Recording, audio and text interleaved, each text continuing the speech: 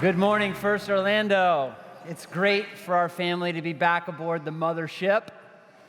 Sometimes we feel like we live in outer space in Denver, but it's great to be here. We have suffered for a couple of days in your park system. I don't know who runs Parks and Rec around here, but they do a fine job. So it's great to be with you. If you brought a Bible, I would invite you to turn to Mark chapter 2. That's the text where we're going to be landing for today. Just want to begin this morning by asking you a question. Do you know that only two things on earth will go beyond the grave? Two things. The words of God and the souls of people. The words of God and the souls of people are the eternal things. Billy Graham once said it this way: I never saw a U-Haul behind a hearse. I never saw a U-Haul behind a hearse. Well, Psalms 49 says, do not be in awe when others grow rich, when the splendor of your houses increase, for they will take nothing with them when they die. Over and over again, the Bible talks about the brevity of life and how short life is and how short the list of things that ultimately matters is. And so the old pastor Richard Baxter used to say before he preached, I preach as though never to preach again, as a dying man to dying men. So life is very short, and so is the list of ultimate things, the words of God and the souls of people. And it just so happens that where we live in Denver, Colorado, those two topics are taboo.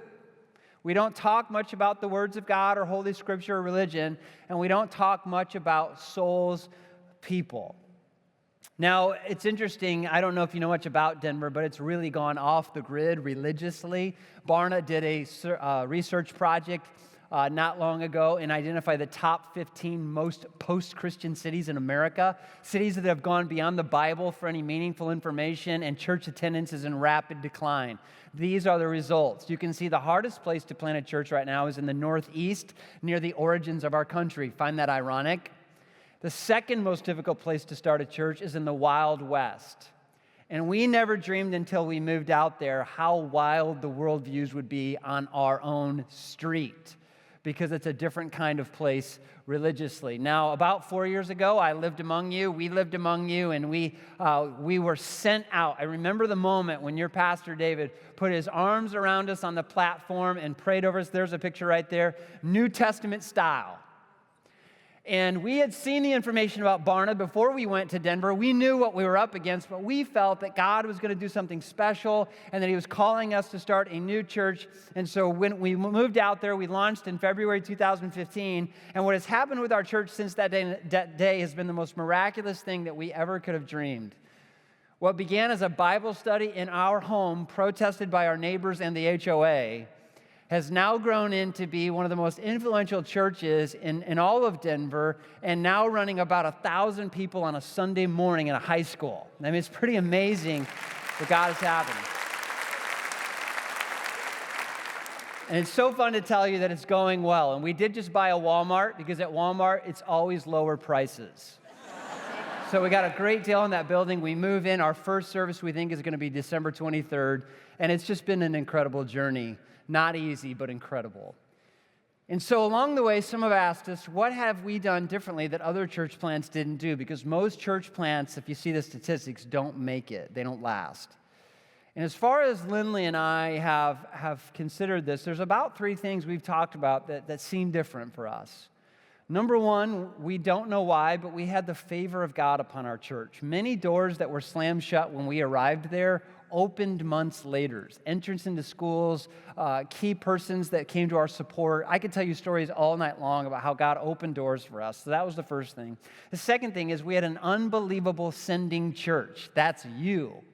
I cannot tell you, when I talk to other planners, about how much extra love, support, and care we received because we were under the care of First Orlando. You all have been amazing in making sure we had capital and making sure the Mandrells had food on the table while we were starting a church. The third thing that we did, though, that was different than a lot of churches I know, is that we figured out a way to make evangelism everyone's job.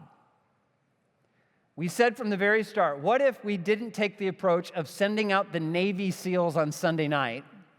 who would knock on doors and have uncomfortable conversations. But what if we change the definition of evangelism a little so that everybody would be involved and everybody would participate? What if having unchurched people into your home for dinner counted on the scorecard? Kind of like what Levi did in Mark chapter 2.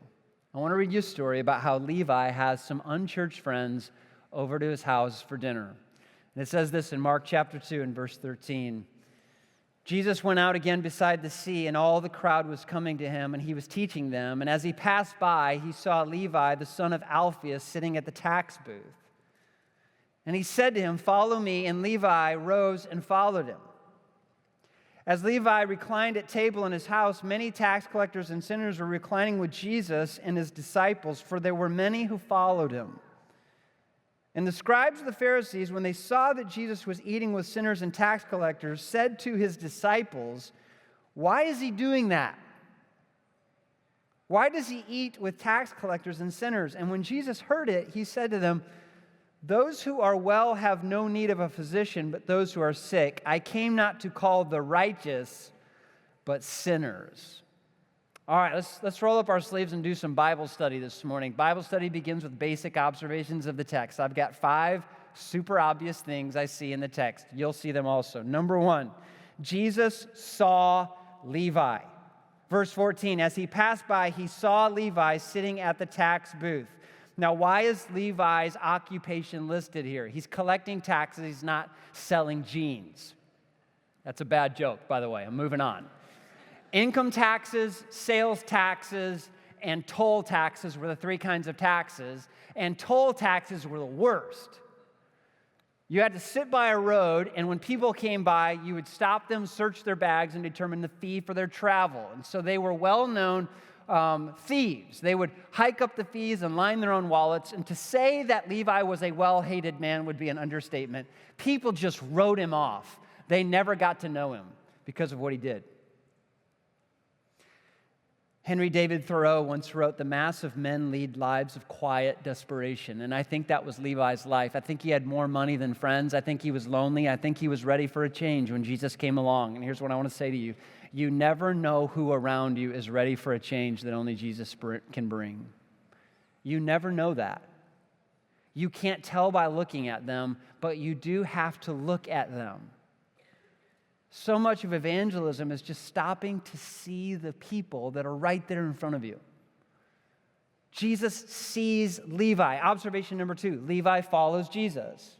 Verse 14, Jesus said to him, "Follow me," and Levi rose and followed after him. Was this the conversion experience of Levi? Soon after, he'll be called Matthew. He'll write a book that bears his name, that begins the New Testament. Without question, his life would be radically changed. But was this the precise moment of his salvation? It's hard to tell. He doesn't pray a sinner's prayer or put a sticker on his car. Those are the things we do today to mark that. So we don't really know what exactly God is doing at this moment in his life. Jesus would later say this, "The wind blows wherever it wishes. You hear its sound, but you do not know where it comes from or where it goes. So it is with everyone born of the Spirit." There's a lot that you don't know that God is doing in people's lives all around you. So whether Levi is officially saved in this moment or his life's just taking a sharp turn, we don't know. Peter would pick up and leave his nets behind, but he could always go back to the boats and fishing. Levi picks up and leaves his career to follow Jesus. So Jesus sees him, Levi follows him, and then it gets interesting. Levi has his unchurched friends over for dinner. And it says this in verse 15, as Levi reclined at the table in his house, many tax collectors and sinners were reclining with Jesus and his disciples. This is perhaps the best clue of his conversion in that he is not ashamed to publicly associate with Jesus. You know, new Christians in Denver, one of the biggest challenges we have with them is getting them to be baptized.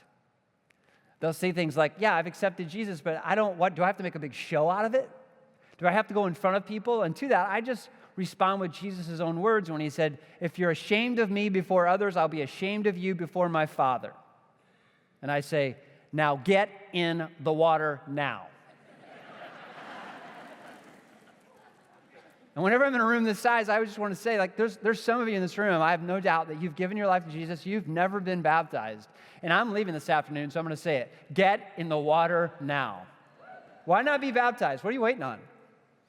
Water has never saved a single person's soul. Public association with Jesus is powerful. And so be baptized. But here is the advantage that Levi has. He invites this motley crew of friends to his house for some meatloaf. And here is the advantage that he has that some of us don't have. He still has a passion for Jesus, a new believer, and he still has friends that don't know him. Now, you put those two things together, passion for Jesus, friends that do not know him, and crazy things start to happen. So here's the deal. Like, what is it with us as Christians? That the longer we walk with Jesus, the less we speak of him. Levi has unchurched friends. He's still in relationship with non-religious folks from the other side of the tracks, and he has them over for dinner. Recently converted people, for whatever reason, seem to be the elite evangelists around here. They're the ones that still have a fire for Jesus and friends that do not know him. Scores of Christians start out as fishers of men, but soon become keepers of the aquarium. We become, by default, Pharisees, functional Pharisees. The word Pharisee means separated one. The longer we walk with Christ, the more separated we become from non-religious people. It's true. Listen to the words of Kent Hughes, a commentator. I think this is great. None of us Christians espouse Pharisaical beliefs. In fact, we loathe them. But many of us live them out nevertheless. We come to Christ, and in our desire to be godly, we seek out people like us.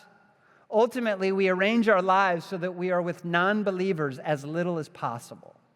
We attend Bible studies that are 100% Christian, a Sunday school that is 100% Christian, prayer meetings that are 100% Christian. We play tennis with Christians, eat dinner with Christians. We have Christian doctors, Christian dentists, Christian plumbers, Christian veterinarians. Even our dogs are Christians. Except for mine. He's pagan, rebellious, and unregenerate. The result is, watch this, we pass by hundreds of people without ever seeing them or positively influencing them for Christ. None of us are Pharisees philosophically, but we may be practically. Levi still has friends who don't know Christ. He still has a fire for Christ, and then he has them over for dinner. That's observation number 3. And then we see number 4. Jesus is judged for eating with Levi's friends. The scribes and the Pharisees said, "What is he doing in there with them? Why is he eating with tax collectors and sinners?" I'll bet they had scripture to back it up. Religious Pharisees normally do. Proverbs 13:20, doesn't he know that a companion of fools suffers harm? Doesn't he know Psalm chapter 1 that he who sits in the seat of mockers? Why is he hanging out with all these sinners? And yet we do have verses in the Bible that talk about the importance of surrounding ourselves with Christians, with believers who build us up. But at the same time, what about all the passages about being salt and light in the city, the society, the culture? What about the Great Commission? Jesus apparently has another strategy for reaching people. The Pharisee says, doesn't he know that we create subcultures and stay inside them? We don't go where sinners are. We shame them for not showing up where we are. That's how it works. That's not how it worked for Jesus. It was the great missionary C.T. Studd that said, "Some want to live within the sound of church or chapel bell. I want to run a rescue shop within a yard of hell." Jesus hangs out with hell-bound people. He defies tradition with his social practices. He eats with unchurched people. Why does he do this? Is he just trying to tick off the Pharisees? Because I could seriously get into that. I mean, is he just like the guy in the Bible Belt who wakes up on Sunday and washes his car in his driveway just because he can? I don't think so. I think he's focused on meeting sinners. And one of the best ways to meet sinners is to eat with them. Someone once said, "One cannot win people with whom one is not willing to eat." Observation number 5, Jesus declares his mission. Verse 17, and when Jesus heard the Pharisees, he said to them, those who are well have no need of a physician, but those who are sick. I came not to call the righteous, but sinners. One translation renders this, I came not to call those who think they are righteous. I came to call those who know they are sinners. The focus of Jesus' life was the far off, the unsaved, the uncouth, the unchurched, whatever un you like. Those are the uns he came for. And so the question we have to ask ourselves is the focus of Jesus' life the focus of my life? Is the focus of Jesus' life the focus of your life? Or are you just going pro at church? I heard about a well-known pastor that was unable to sleep in his hotel one night. He got up and walked across the street to the local diner, the all-night diner. He couldn't help but overhear a group of prostitutes talking. One of them mentioned it was her birthday. Her friend said, what would you like for your birthday, a party? And she said, I've never had a party in my whole life. Why would I want a party now? Pastor got up, went behind the counter, and paid the owner of the diner to cook her a cake, to bake her a cake. Moments later, the cries of happy birthday were heard. Her friends overwhelmed her with hugs. She was shocked that anyone would go to this length for a woman of her reputation. As she walked out of the diner with the remains of the cake in her hand, the pastor asked if he could pray for her, and he prayed that she would come to know Christ and he would change her life for the better, and then she walked away. The owner of the diner saw this and approached him and said, you're a pastor? What kind of pastor are you? What kind of church do you pastor? And he said, the kind of church that throws birthday parties for prostitutes at 3:30 a.m. Jonathan Swift once wrote,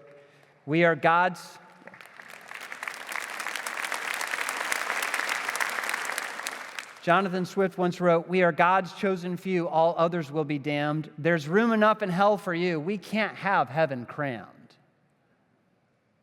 And I just wonder, have we become Pharisees? Are we Pharisees?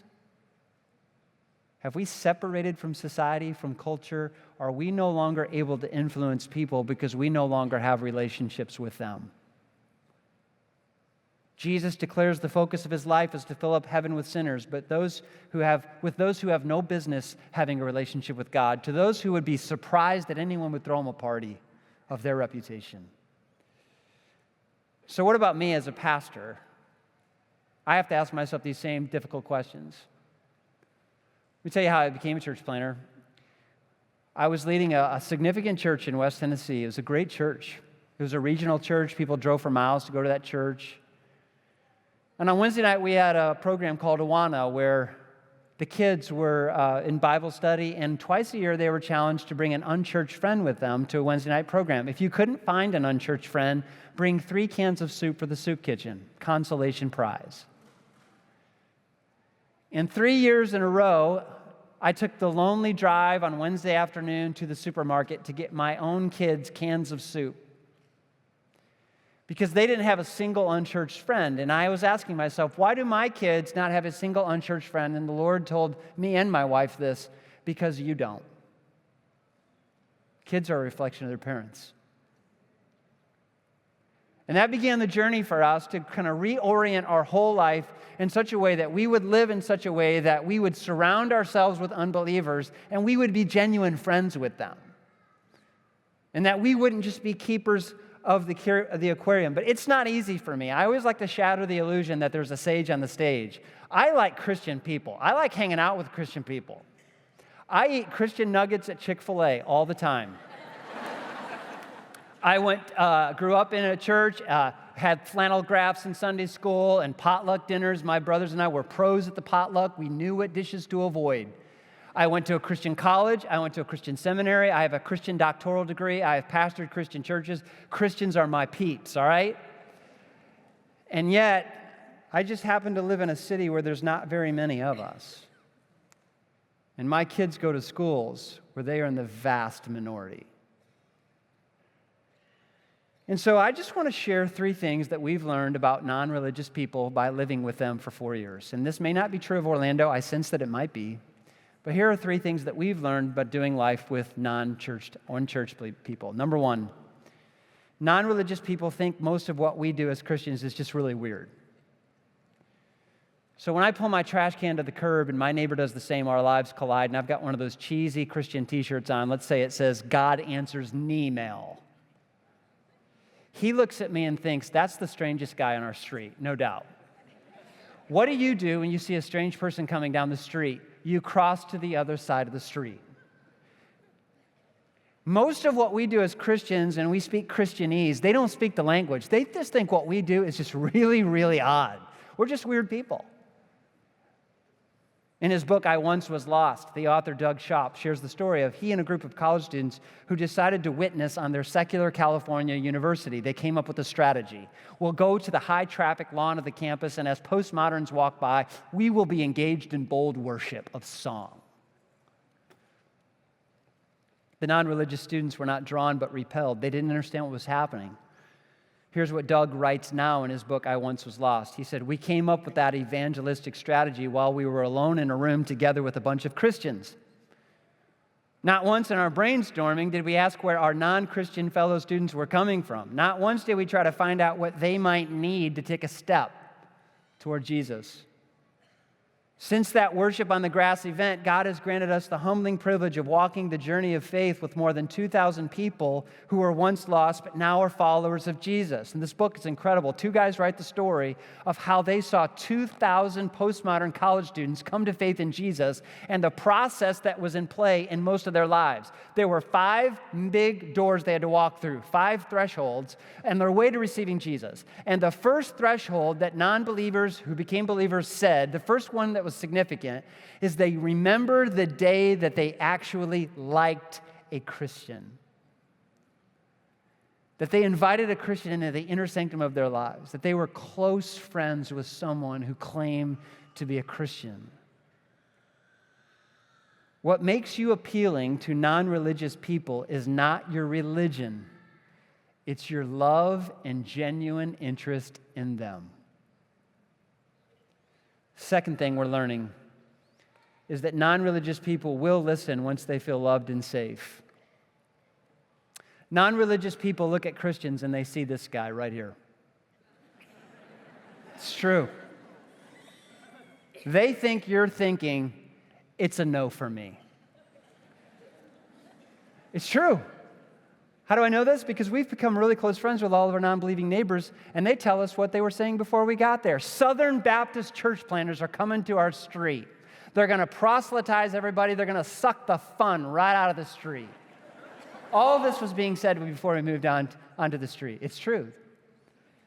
6 weeks after we lived there, a neighbor came over to my wife, Lindley, and said, we can be friends now. You've passed my test. And Lindley said, what test is that? I didn't know I was being tested. She said, I was giving you 6 weeks to judge me, criticize me, look down upon me, whatever. But you didn't, so we can be friends now. And my wife, yeah. Lindley loves candor and authenticity, and she loves that woman. What we did when we launched Storyline is we moved the goalposts forward and made it easier for people to be involved in evangelism. We said, what if having neighbors over to your house for dinner and showing a genuine interest in their stories and in their lives would count as evangelism? And somebody always objects when I preach on this, and they say, but nobody ever gets saved by having dinner with them. That's true. At some point, you do have to have the uncomfortable conversation about the gospel, and the gospel can be offensive. It can be very wounding. But to that, I say, Proverbs 27:5, the wounds of a friend can be trusted. It's just a whole lot easier for someone to receive Christ if they love the person that's sharing it with them. Third thing we've learned about non-religious people is that they want their kids to be exposed to religion. People will do almost anything for their kids. Do you realize that? Almost anything, including sit in a room full of weird Christians for an hour. When we moved to Denver, we had about 65 people uproot and move with us, and I used to say, oh, disclaimer, that's an inflated number. About 30 of those were kids. I've repented of saying that because the kids have been more effective in reaching people for Jesus than the adults have. Reaching kids is a powerful form of evangelism. One of the neighborhood boys came to our summer kids camp. He'd never been to a church before. We don't call it VBS because they think that's a weird Christian word out there. We just call it kids camp. He comes to kids camp. He gets thrown into the world of games, skits, crafts, songs about Jesus, and comes home and asks his dad, Who is Jesus? The next week, I'm walking out on the street. His dad walks by and says, hey, my kid went to your camp. He's got questions I can't answer. We need to talk. And so we have this very religious conversation that I never could have initiated, but his kid initiated it. This is called smuggling Jesus in the back door of houses. This is how it happens. This is why C.S. Lewis gave his life to writing children's stories, because if you can touch a kid, you can touch an adult. Adults are hard-hearted by nature. This is true. We got a bunch of kids workers in here today. Adults are hard-hearted by nature. Kids are soft-hearted by nature. How do you reach a hard-hearted adult? Through their own soft-hearted kid. I'm saying this because what I'm about to say is the truth in the church today. Kids ministry is where the action is. It happens to be, I think your kids director is sitting right back there. It happens to be the least popular place to serve in the church. But I'm saying this to you, if you're not involved in evangelism, the way to reach families is by reaching a kid. A kid can reach his parents in a way that you can never reach them. Parents today, though, feel intimidated about religion, and they don't know how to have a conversation with their kids. When my daughter first started attending public school, she was surrounded by a smorgasbord of worldviews. She didn't know all these words meant. Like, she came home one day and said, hey, Dad, what's a Mormon? And so I said, okay, on Monday at 4 p.m., we're going to start world religions class in my basement. Started out with just my kids and a few others, but then even the unchurched people on the street found out it was happening. They were texting saying, can I send my kid to your world religions class? And we just took one world religion at a time. Started with Islam, basic beliefs, practices, Mecca, the whole deal. And I had about 20 to 25 kids on beanbags and a row of parents taking copious notes because they do not know how to answer these questions for their kids. And kids are naturally spiritual. And they ask questions to their parents, and their parents feel very ill-equipped. They will send their kids to your church if you'll help them answer those questions. Kids ministry is where the action is. So those are three things that I've learned about living, that we've learned about living in a non-religious city. Now let me turn the sermon now to make it your problem. Let me help you think about the people who live on your street or in your apartment complex or in your dormitory and how you can reach them. Here's how we've trained our people, and it's very simple, and it works. Number one, first step is this. Learn the names of the people that live on your street, including their kids' names. The Bible says we should practice hospitality. The word hospitality means to welcome strangers into your life. Just think about who on your street right now is still a stranger. If you drove by, you wouldn't know their name. You've never taken the time to hit the brakes, put it into park, walk out and say, I live right there. My name is Ben. I've never had a chance to meet you. Can I meet you? You will never reach someone for Christ if you don't know their name. And it's surprising to me how many Christians have made very little attempt to get to know their neighbors. In their book, The Art of Neighboring, Dave Runyon and Jay Pathak write, when Jesus was asked to reduce everything in the Bible to one command, he said, love God with everything you have and love your neighbor as yourself. What if he meant that we should love our actual neighbors? The reality is the majority of Christians don't even know the names of most of their neighbors. So start with their names. Make a sketch of your street, fill in the house number, fill in the names, fill in their kids' names, fill in their dog's name. Their dog is part of the family. And you've made humongous progress. Number two, start praying for a few of those people by name each week. Just start praying for them. God's going to lay a couple of them on your heart heavy, and you're going to pray for them. You're probably the only person on the planet interceding for them. What a prized position you hold. You're the only one standing in the gap. You're the only one calling out to God on their behalf, and that is a very important ministry that you have, just praying for them every week by name. And number three, at the right time, have each family over to your house for dinner, and don't be weird. Now, let me tell you how we've tried to not be weird on Russell Court. We have a family over for dinner, and we have one big table. We all eat at the same table, kids and adults combined, and we just make an announcement, hey, we're going to have fun tonight, and we're going to have one conversation around the table. And I've got this little cube of questions, and I'm going to pull off the lid, and I'm going to ask the first question, and I'm always going to ask a kid the question first. And I look right at one of those kids and I say, now I've got a serious question here. What is the best thing to put on ice cream? And from there, the conversation takes off like a wild horse. It's hard to restrain it. Do you realize how much kids love to engage with adults in conversation when they're included? And so we just have families over, and our kids know it's part of our ministry. We have people over, and we have fun with them, and we try not to be weird. And one of the questions I got after the first service was, do you pray before the meal when you have people over for dinner who are non-religious? The answer is no. The reason I don't is that if I went to their house and they were Muslim and they asked to bless the meal to Allah, I would feel uncomfortable. And so step one is to establish a relationship and just enjoy them for who they are without making them uncomfortable, without making them feel like it's weird. When people come to our church and they want to join our church, we give them one of these little impact cards. The front of the card says this: I will seek to impact others who do not have a personal relationship with Jesus by doing these 3 things. I'm going to pray for 3 people by name each week. I'm going to look for an opportunity to share my own spiritual story. I'm not inviting them to anything. I'm just talking about what God's done in my life. That happens with a friend. And then at the appropriate moment, I'm going to ask them to come and sit at church with me. Now, that's a big ask, and we encourage the runway to be long. But statistics are staggering on this. How many unchurched people say they would go to a church if they were invited to go with someone they trusted?